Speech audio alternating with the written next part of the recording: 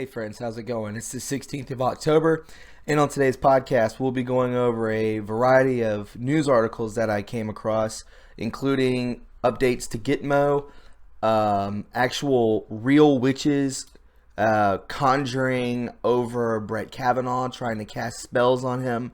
Also, Hillary Clinton and money laundering, some more of that. The crooked Hillary is at it again. And also a meme that has been blacklisted from Twitter and pretty much the majority of all social media. It's hilarious, and Anons could not have done better. But before we get into everything, could you please go ahead and click that blue bell to get notifications? Also, follow me on Twitter at True Reporting. And if you wouldn't mind leaving me a like, the more likes that this video gets, the more times it gets recommended to people, thus more eyes on the truth. So with that being said, let's go ahead and hop into it. This is True Reporting.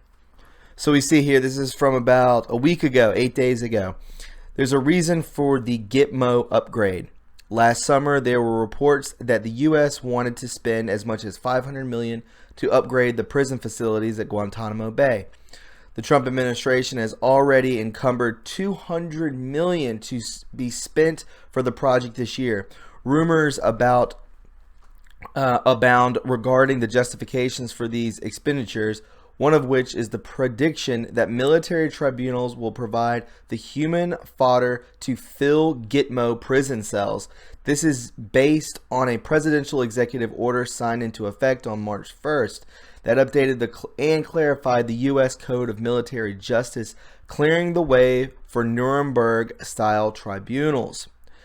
The use of military tribunals is nothing new. The establishment of military tribunals by presidential order, although rare, is well established in the United States. Military tribunals first came into existence during the war with Mexico in 1846, but saw their greatest expansion during the Civil War. Less than 1 week after the firing on Fort Sumter, President Lincoln authorized the suspension of habeas corpus, allowing military authorities to arrest and detain anyone suspected of aiding and abetting the rebellion, and to detain such individuals indefinitely without bringing them before a civil court and charging them with a crime. Such individuals were removed from the jurisdiction of civil courts and placed under the jurisdiction of the military, which tried them by military tribunal. By the end of the war, about 5,000 trials involving more than 15,000 civilians had been held. Controversy swirled about the embattled Lincoln and his orders limiting civil liberties, but Lincoln held fast. The military tribunals reached its height following the assassination of Lincoln on Good Friday, April 14, 1865. Lincoln was shot fatally by John Wilkes Booth, beginning on April 17th and ending with the death of Booth on April 26th at the hands of the Union cavalry. 8 of the 10 individuals charged by the government for Lincoln's murder were arrested. And we see here Lincoln assassination plotters, July 7th, strung them up, right? The stage has been set. Since the 14th of September, the U.S. has been at war as authorized by act of Congress under the authorization of use of military force. There are over 55,000 sealed federal indictments awaiting action. I believe some of them are bound to involve some actions of the parties that have conspired to overthrow a duly elected president. How can they be classified as enemy combatants? In my honest opinion, follow the DNC money trail and follow the machinations of Barack Obama and Valerie Jarrett. So this all leads back to a previous president. That is crazy, guys. Absolutely crazy. So it's ready, They're ready to go.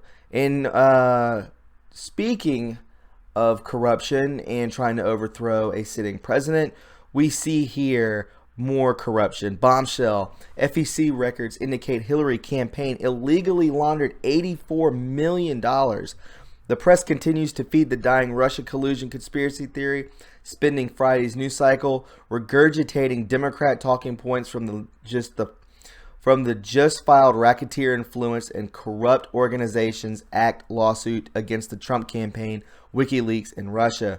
Yet the mainstream media took no notice of last week's federal court filing that exposes an $84 million laundering conspiracy against the Democratic National Committee and Hillary Clinton campaign executed during the 2016 presidential election in violation of federal campaign finance law.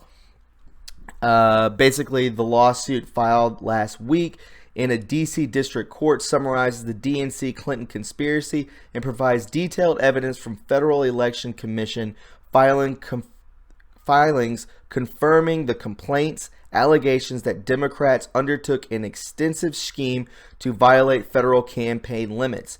Now, why have we not heard of this? Because the press, the media is compromised.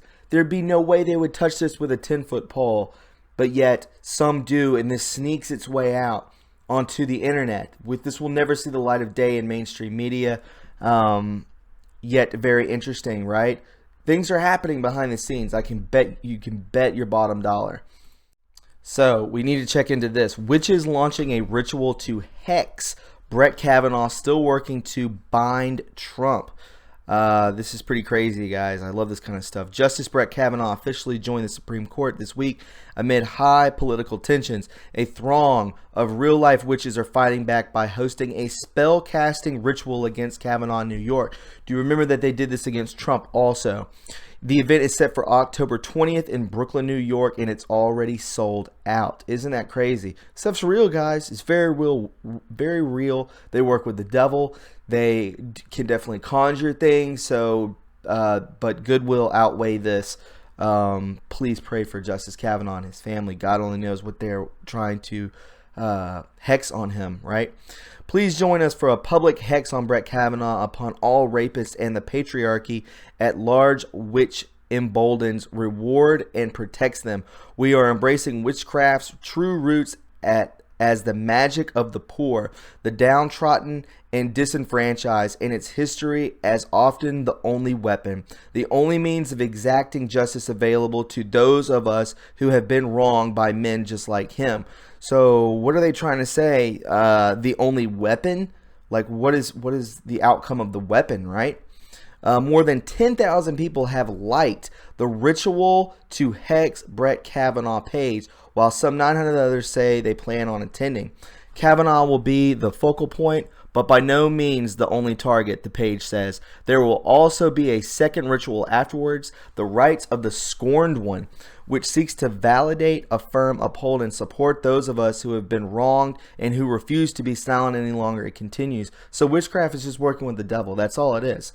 They want to bring, I don't even know what this realm is that we are on, this 3D plane, but it seems like a lot of it is controlled by evil, and I feel like that's being, washed away, with good and kindness and love, but it's still there. Don't underestimate it. The devil is not only is not something of the past, right? This isn't just talked about in the past. It's very present day.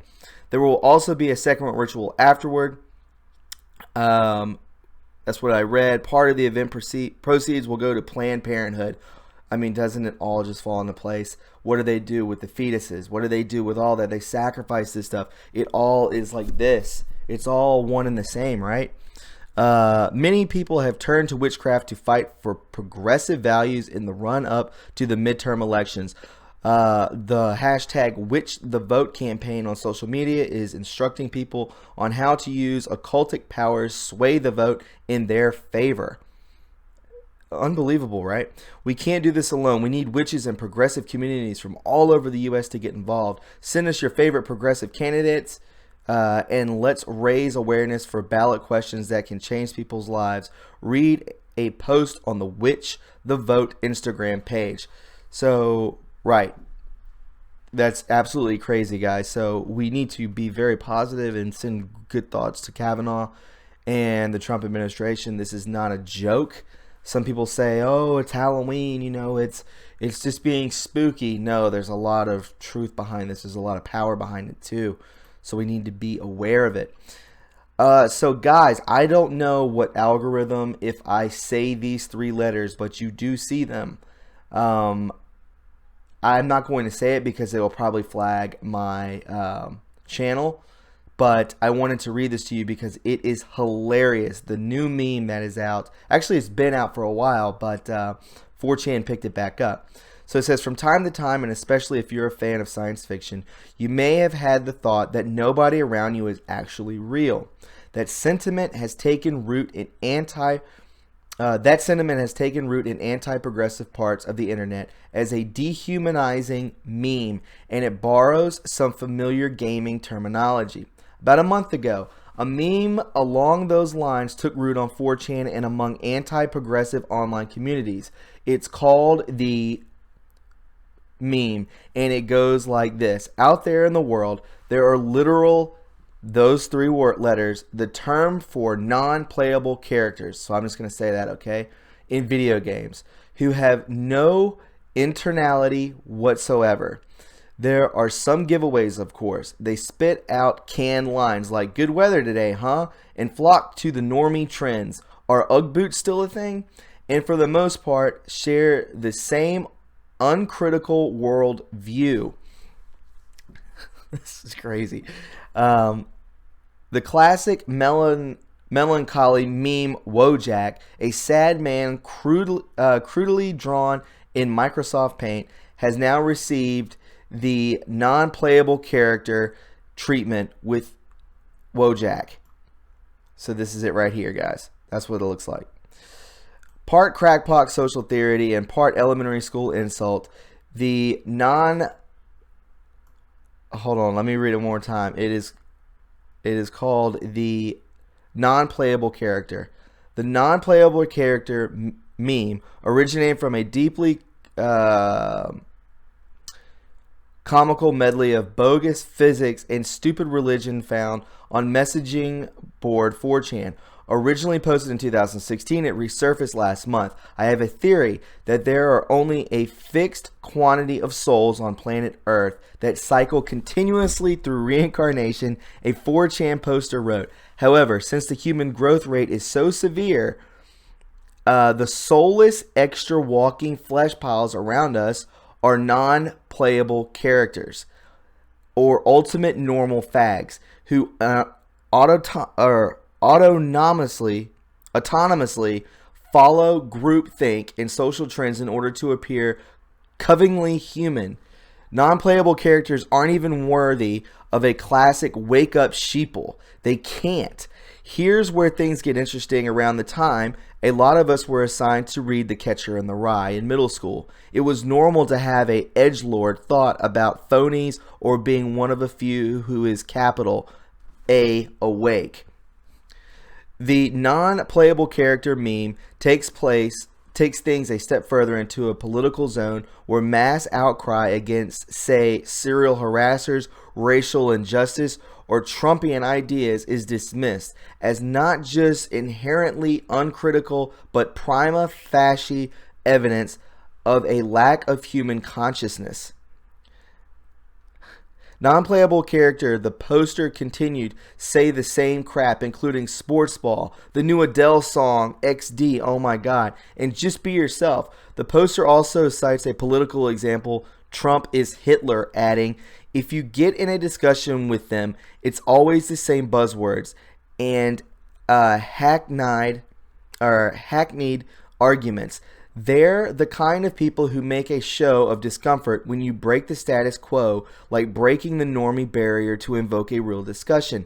It's like in a video game, when you accidentally talk to somebody twice and they give you the exact same line word for word once more.